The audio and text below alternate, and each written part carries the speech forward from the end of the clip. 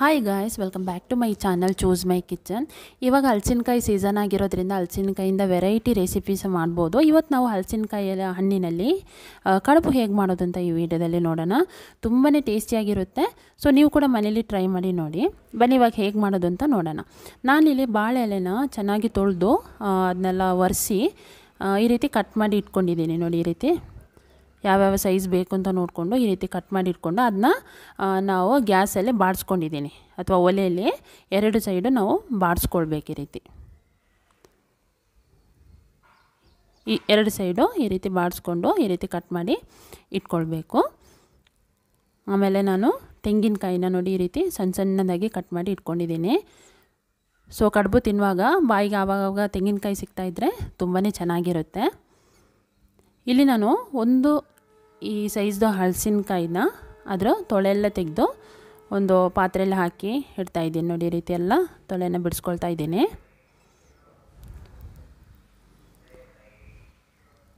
ಆಮೇಲೆ ಅದರ ಮಧ್ಯದಲ್ಲಿರುವಂಥ ಬೀಜಗಳನ್ನೆಲ್ಲ ತೆಗೆದು ಈ ರೀತಿ ಸಪ್ರೇಟಾಗಿ ಬಿಡಿಸಿ ಕಟ್ ಮಾಡಿ ಇಟ್ಕೊಂಡಿದ್ದೀನಿ.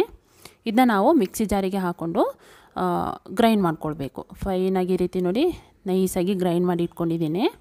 ಇವಾಗ ನಾವು ಇದಕ್ಕೆ ಅಕ್ಕಿದು ತರಿನ ಹಾಕ್ಕೊಳ್ತಾ ಮಿಕ್ಸ್ ಮಾಡ್ಕೊಳ್ಬೇಕು. ಇದಕ್ಕೆ ಇಷ್ಟು ಕಪ್ಪು ಈ ರೀತಿ ಎಲ್ಲ ಇಲ್ಲ, ಮೆಜರ್ಮೆಂಟ್ ಏನಿಲ್ಲ. ಹಲಸಿನಕಾಯಿದು ಹಣ್ಣಿನ ಬ್ಯಾಟರ್ ಎಷ್ಟಿದೆ ಅಂತ ನೋಡಿಕೊಂಡು ಸ್ವಲ್ಪ ಸ್ವಲ್ಪನೇ ಈ ರೀತಿ ಅಕ್ಕಿ ತಾರಿನ ಹಾಕ್ಕೊಂಡು ಈ ರೀತಿ ಮಿಕ್ಸ್ ಮಾಡ್ಕೊಳ್ಬೇಕು. ನೋಡಿ, ಈ ರೀತಿ ಒಂದೇ ಸತಿ ಹಾಕ್ಕೊಂಡ್ರೆ ನಮಗೆ ಕನ್ಸಿಸ್ಟೆನ್ಸಿ ಗೊತ್ತಾಗಲ್ಲ. ನೋಡಿ, ಈ ರೀತಿ ನಾನು ಸ್ವಲ್ಪ ಸ್ವಲ್ಪ ಹಾಕ್ಕೊಂಡು ಈ ರೀತಿ ಮಿಕ್ಸ್ ಮಾಡ್ಕೊಳ್ತಾ ಇದ್ದೀನಿ.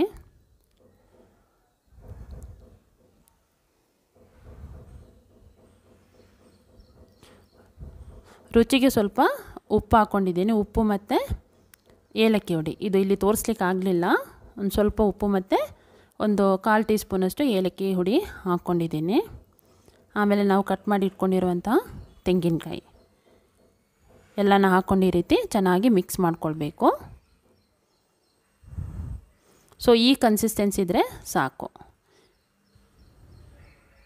ಸೊ ರೆಡಿಯಾಗಿದೆ. ಇವಾಗ ನಾವು ಕಟ್ ಮಾಡಿ ಇಟ್ಕೊಂಡಿರುವ ಬಾಳೆ ಎಲೆಗೆ ಒಂದು ಸ್ವಲ್ಪ ಸ್ವಲ್ಪನೇ ಹಾಕ್ಕೊಂಡು, ಬಾಳೆ ಎಲೆದು ನಾವು ಕಟ್ ಮಾಡ್ಕೊಂಡಿರೋ ಸೈಜ್ ಎಷ್ಟಿದೆ ಅಂತ ನೋಡಿಕೊಂಡು ಅಷ್ಟು ಹಿಟ್ಟನ್ನು ಹಾಕ್ಕೊಳ್ಬೇಕು. ಈ ರೀತಿ ಹಾಕ್ಕೊಂಡು ಅದ್ರ ಮೇಲೆ ಸ್ವಲ್ಪ ತೆಂಗಿನಕಾಯಿ ಕಟ್ ಮಾಡ್ಕೊಂಡಿದ್ದೀನಿ ಅಲ್ವಾ, ಅದನ್ನ ಸ್ವಲ್ಪ ಸ್ವಲ್ಪ ಈ ರೀತಿ ಹಾಕ್ಕೊಂಡಿದ್ದೀನಿ. ಆಮೇಲೆ 4 ಸೈಡು ಈ ರೀತಿ ಫೋಲ್ಡ್ ಮಾಡ್ಕೊಳ್ಬೇಕು. ಚೆನ್ನಾಗಿ ಫೋಲ್ಡ್ ಮಾಡಿಲ್ಲ ಅಂದರೆ ಹಿಟ್ಟೆಲ್ಲ ಹೊರಗಡೆ ಬರೋಂಥ ಚಾನ್ಸಸ್ ಇರುತ್ತೆ. ಸೊ 4 ಸೈಡ್ ಈ ರೀತಿ ಚೆನ್ನಾಗಿ ಫೋಲ್ಡ್ ಮಾಡ್ಕೊಳ್ಬೇಕು. ಎಲ್ಲನೂ ಈ ರೀತಿ ರೆಡಿ ಮಾಡಿ ಇಟ್ಕೊಳ್ತಾ ಇದ್ದೀನಿ. ನೋಡ್ಬೋದು, ನಾವು ಬಾಳೆ ಎಲೆನ ಬಾಡಿಸಿರೋದ್ರಿಂದ ತುಂಬಾ ಸಾಫ್ಟಾಗಿರುತ್ತೆ. ಆಮೇಲೆ ಆ ಬಾಳೆ ಎಲೆ ಸ್ಮೆಲ್ ಕೂಡ ತುಂಬಾ ಚೆನ್ನಾಗಿರುತ್ತೆ. ಹೆಲ್ತ್ಗೂ ತುಂಬಾ ಒಳ್ಳೆಯದು. ಇವಾಗ ಇದನ್ನ ನಾವು ಸ್ಟೀಮ್ ಮಾಡ್ಕೊಳ್ಬೇಕು. ಒಂದು 30 ನಿಮಿಷ ಆದರೂ ನಾವು ಚೆನ್ನಾಗಿ ಬೇಯಿಸ್ಕೊಳ್ಬೇಕು. ಅಕ್ಕಿ ತರಿಯೆಲ್ಲ ಹಾಕಿರೋದ್ರಿಂದ ಚೆನ್ನಾಗಿ ಬೇಯಬೇಕು. ನೋಡಿ, ಇವಾಗ 30 ನಿಮಿಷ ಆಗಿದೆ. ಚೆಕ್ ಮಾಡೋಣ ಆಗಿದೆ ಅಂತ. ಸೊ ನಿಮಗೆ ಯಾವ ರೀತಿ ಚೆಕ್ ಮಾಡಬೇಕು ಅಂದರೆ ಜಸ್ಟ್ ಒಂದನ್ನು ತೆಗೆದು ನೀವು ಚೆಕ್ ಮಾಡಿ ನೋಡ್ಕೊಳ್ಬೋದು. ಇದು ಬೆಂದಿದೆ ನೋಡಿ, ತುಂಬಾ ಚೆನ್ನಾಗಿದೆ. ಒಂದು ಓಪನ್ ಮಾಡಿ ತೋರಿಸ್ತಾ ಇದ್ದೀನಿ. ನೋಡಿ, ಈ ರೀತಿ ಚೆನ್ನಾಗೂ ಬೆಂದಿದೆ, ತುಂಬಾ ಟೇಸ್ಟಿಯಾಗಿದೆ. ಸೊ ಹಾಗೆ ಈ ವಿಡಿಯೋ ಕೂಡ ನಿಮಗೆ ಇಷ್ಟ ಆಗಿದೆ ಅಂತ ತಿಳ್ಕೊಂಡಿದ್ದೀನಿ. ಇಷ್ಟ ಆದರೆ ಪ್ಲೀಸ್ ಲೈಕ್ ಮಾಡಿ, ಹಾಗೂ ನಿಮ್ಮ ಫ್ರೆಂಡ್ಸ್ ಫ್ಯಾಮಿಲಿ ಜೊತೆನೂ ಶೇರ್ ಮಾಡ್ಕೊಳ್ಳಿ. ಸಬ್ಸ್ಕ್ರೈಬ್ ಮಾಡ್ಕೊಳ್ಳೋದವರು ಪ್ಲೀಸ್ ಸಬ್ಸ್ಕ್ರೈಬ್ ಮಾಡ್ಕೊಳ್ಳಿ. ನೆಕ್ಸ್ಟ್ ಇನ್ನೊಂದು ಡಿಫ್ರೆಂಟ್ ಆದ ರೆಸಿಪಿಯೊಂದಿಗೆ ನಿಮ್ಮನ್ನ ಮೀಟ್ ಮಾಡ್ತೀನಿ. Till then take care.